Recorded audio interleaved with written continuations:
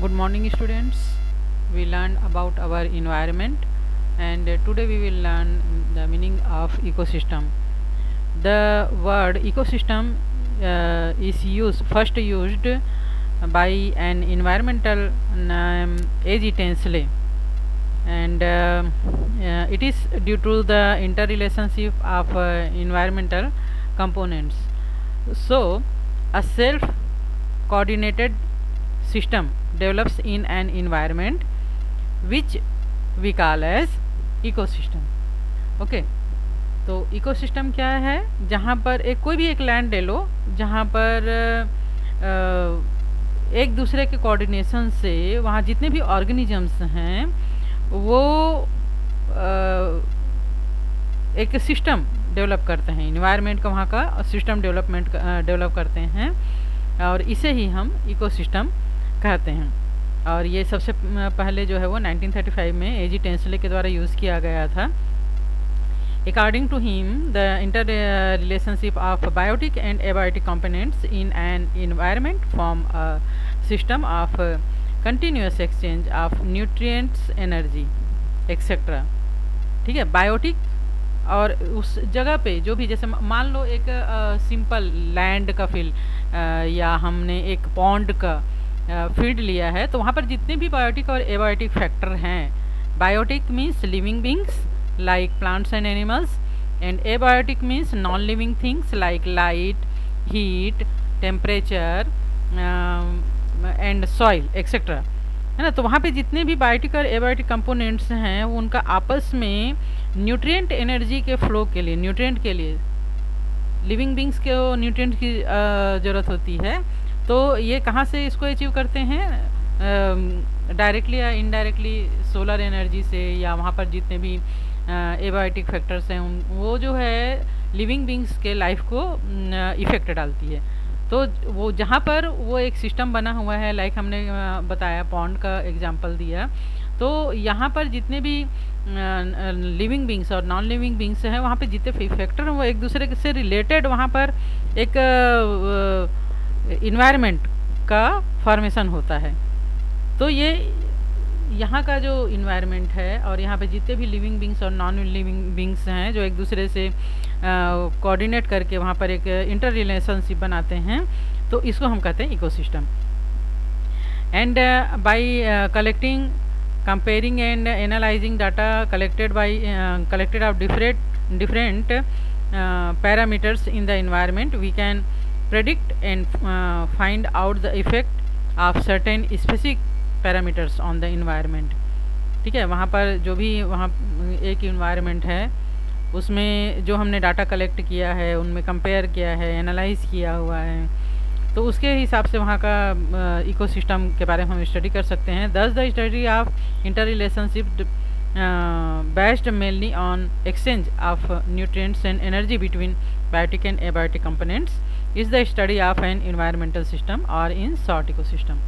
तो जैसे यहाँ पर एक पॉन्ड का हमने एग्जांपल लिया, तो यहाँ पर सबसे ज़्यादा इफेक्ट डालने वाला सोलर एनर्जी होता है, सोलर लाइट होता है, एनर्जी होता है, जिसको कि इस पॉन्ड में जितने भी प्लांट्स हैं, है ना, वो चाहे छोटे प्लांट हो या बड़े प्लांट हो, जो फोटोसिंथेसिस के द्वारा इस एनर्जी को अपने अंदर फूड के रूप में सेव करते हैं, और जो वहाँ का सॉइल की क्वालिटी है, जो जितनी एयर की मात्रा है, जो मिनरल्स हैं, वो उस प्लांट को वहाँ पर ग्रो करने में मदद करते हैं। वाटर का जो क्वांटिटी है ना, तो वहाँ से छोटा पॉन्ड या बड़ा पॉन्ड या एक छोटा सा गड्ढा का फॉर्मेशन हुआ, एंड फिर उन प्लांट्स को खाने के लिए जो हर्बीवोरस होते हैं, अपने न्यूट्रिएंट्स को फुलफिल करने के लिए हर्बीवोरस होते हैं, लाइक छोटे मोटे कीड़े मकोड़े, छोटी मोटी मछलियाँ, एंड फिर उनको खाने वाले बड़े जो ऑर्गेनिजम्स होते हैं, लाइक डक है और क्रेन है एंड क्रोकोडाइल है एंड बिग फिश ऐसे हैं, तो वो वहाँ पर रहने लगते हैं अपने न्यूट्रिएंट्स को फुलफिल करने के लिए। तो वहाँ पर क्या होता है, एक इकोसिस्टम का फॉर्मेशन हो जाता है। It is not only by any means essential for conditions to remain same in particular ecosystem. ये जो है जितनी भी कंडीशन हैं वो किसी पर्टिकुलर सिस्टम में कभी भी ये जो है वो एक फिक्स नहीं होता है ना, ये सभी जगह के लिए अलग अलग होता है और टाइम टू टाइम ये चेंज भी होते रहता है। Condition in an ecosystem undergo continuous changes due to diverse natural phenomena and human intervention causes severe change in environmental condition in an ecosystem। तो ये जो इकोसिस्टम बना है पॉन्ड का वो हमेशा एक जैसे नहीं रहेगा, चाहे वो नेचुरल हो चाहे वो मैन मेड हो। और अगर मैन मेड हो तो वो तो फिर ह्यूमन बींग्स के नीड को फुलफिल करने के अकॉर्डिंग ही वहाँ का इकोसिस्टम चेंज होते जाता रहता है।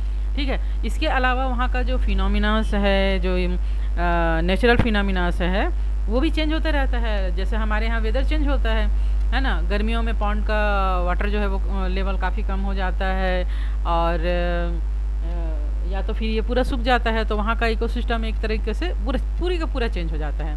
देन रेनी सीजन में फिर से वो पॉन्ड जो है वो वाटर से फुलफिल हो जाता है, तो वहाँ पर फिर से एक नया इकोसिस्टम बन जाता है। तो इस प्रकार नेचुरल जो फिनोमिना है उसका डाइवर्स होने के कारण किसी भी इकोसिस्टम का जो कंडीशन है वो भी चेंज होते रहता है।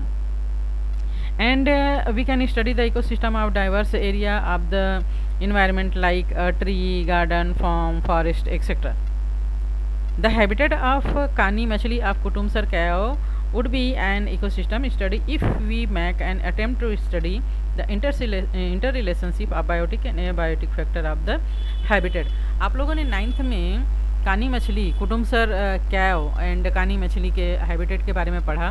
तो वहाँ पर का जो इकोसिस्टम था कुटुम्सर गुफा का, वहाँ पर डार्क था, लाइट नहीं थी एंड वहाँ का जो ह्यूमिडिटी ज़्यादा थी, ड्राइनेस नहीं था और जो चीज़ें हैं वो सड़ी गली रहती थी और लाइट ना होने के कारण वहाँ जो फिश आई फ्लड वगैरह के कारण जो वहाँ पर आ गई और वापस नहीं जा पाई। तो लाइट कम्प्लीटली एब्सेंट होने के कारण क्या हुआ, धीरे धीरे वो मछली जो है उसको दिखना बंद हो गया, तो वो कानी मछली हो गई और उसके जो अदर सेंस ऑर्गन थे वो ज़्यादा एक्टिव हो गए। तो वो सूंघ के या टच से अपने फूड का रिक्वायरमेंट या न्यूट्रिशन का रिक्वायरमेंट, वहाँ पर जो भी सड़ी गली चीज़ें थी है ना, कीड़े मकोड़े थे, उनको खाकर अपना पूरा करने लगी। तो वहाँ का एक इकोसिस्टम बन गया। ये हमने पढ़ा था। वहाँ का बायोटिक और एबायोटिक फैक्टर के बारे में हमने 9th में पढ़ा था। ठीक है, an example of large ecosystem would be an ocean while a small one that of a cell. अगर हम इकोसिस्टम के बारे में बात करें तो सबसे छोटा इकोसिस्टम जो है एक सेल का हो सकता है। जैसे एक सेल हो, चाहे वो प्लांट सेल हो या एनिमल सेल हो, उसमें न्यूक्लियस होता है, ये जो है वो ये पूरे उसको कंट्रोल करता है ना। देन माइटोकॉन्ड्रिया एनर्जी को फुलफिल करता है, क्लोरोप्लास्ट जो है वो फोटोसिंथेसिस कर पाता है, एंडोप्लाज्मिक रेटिकुलम जो है वो चीज़ों का एक्सचेंज करने का काम करता है, राइबोसोम जो है वो प्रोटीन फॉर्मेशन का काम करता है। तो यहाँ पर एक इकोसिस्टम सेल के अंदर बना है, इसको हम एक सबसे छोटा इकोसिस्टम कह सकते हैं। और अगर हम बिग इकोसिस्टम की बात करें तो अर्थ में जो ओशन है ना, एक ओशन को भी हम एक बड़ा बिग जो है, अर्थ का लगभग 3/4 पार्ट जो है वो ओशन से घिरा हुआ है। तो हम ओशन को एक बिग इन्वायरमेंट या इकोसिस्टम मान सकते हैं। अर्थ में एक होल पूरे अर्थ को भी हम एक इन्वायरमेंट मान सकते हैं। इससे बिग की बात करें तो हम सोलार सिस्टम को इकोसिस्टम मान सकते हैं। इससे बिग की बात करें तो हम पूरे यूनिवर्स को एक इकोसिस्टम मान सकते हैं, है कि नहीं। तो वहाँ पर ये भी सब कंडीशन जो है वो चेंज होते रहते हैं। कभी भी कहीं भी किसी भी इकोसिस्टम का कंडीशन जो है वो परमानेंटली स्टेबल नहीं होता, कांस्टेंट नहीं होता। There are several micro organisms in a cell like bacteria, virus etcetera that are present in the cellular environment. यहाँ पे जैसे सेल की बात कर रहे थे तो यहाँ बहुत सारे सेल के अलावा भी जैसे बैक्टीरिया, माइक्रो ऑर्गेनिजम्स जितने भी हैं, बैक्टीरिया, वायरस है ना, ये सब भी एक इकोसिस्टम का निर्माण कर सकते हैं उनका सेल। और ये सेल के अंदर होते हैं तब भी उससे इकोसिस्टम का निर्माण जो है वो होता है। एंड इफ़ वी नो, अगर हम बात करें इकोसिस्टम की बात करें तो इकोसिस्टम का जो वर्ड है उसको सबसे पहले एजी टेंसन ने दिया था, लेकिन उस तो ये जो है वो फादर ऑफ इकोसिस्टम कहलाते हैं या इकोलॉजी कहलाते हैं। और इसके पहले एक टर्म दिया था इकोलॉजी, जिसको बहुत ज़्यादा यूज़ किया जाता था, और इसे दिया था अर्न हैकेल, ERNTHAEKEL,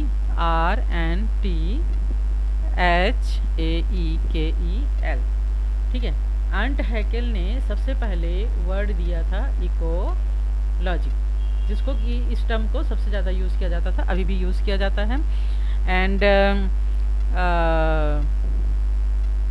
ये जो है टर्म उनके study of nature as an order similar to that of home, है ना। इन्होंने जो ऑर्गेनिजम्स का जो होम होता है उसमें जो भी कंडीशंस होता है उसके बेस पे दिया था। The literal meaning of the term eco in Greek is house and logos is study.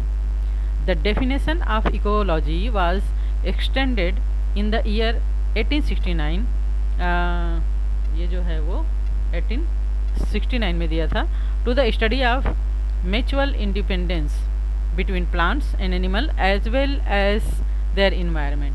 तो ये जो है वो प्लांट और एनिमल्स के रिलेशनशिप, म्यूचुअल रिलेशनशिप होता है, जो कि मेनली जो है वो फूड के रिक्वायरमेंट के लिए ही होता है, उसके बेस पे दिया गया था। इकोलॉजी इज दस a scientific study of in identifying inter relationship among organisms along with that of their environment. Interrelationship could be related to food and feeding habit, reproductive behavior and parasitism, effect of environment on life cycle etc. तो ये जो ecology शब्द है वो food और feeding habit के relationship, इनमें जो रिप्रोडक्टिव बिहेवियर होता है या पैरासिटिक इफेक्ट होता है उसके बेस पे जो उनका लाइफ साइकिल होता है उसी के बेस पे दिया गया था।